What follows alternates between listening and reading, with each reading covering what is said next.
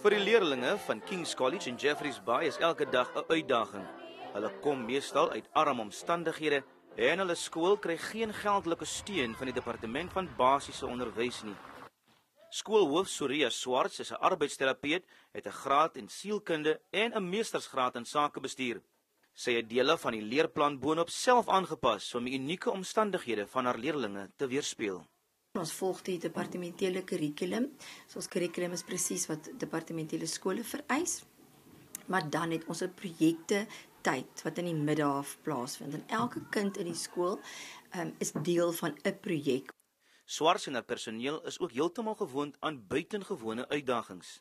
Die grootste uitdaging is gekwalifiseerde kwaliteitonderwysers, omdat ons onderwyssalaris op die oomblik vir R6,000 'n maand wat ons verdien en dit is sonder enige byvoordele. So om iemand goed gekwalifiseerd te kry vir R6,000 'n maand is regtig waar 'n challenge. Ten spyte van hulle probleme is leerlinge van die King's College optimisties oor die toekoms. Hulle glo ook die gehalte onderwys wat hulle hier ontvang gaan in die toekoms heel party deure vir hulle open. JP Keiter, E-nuus, Jeffreys Bay.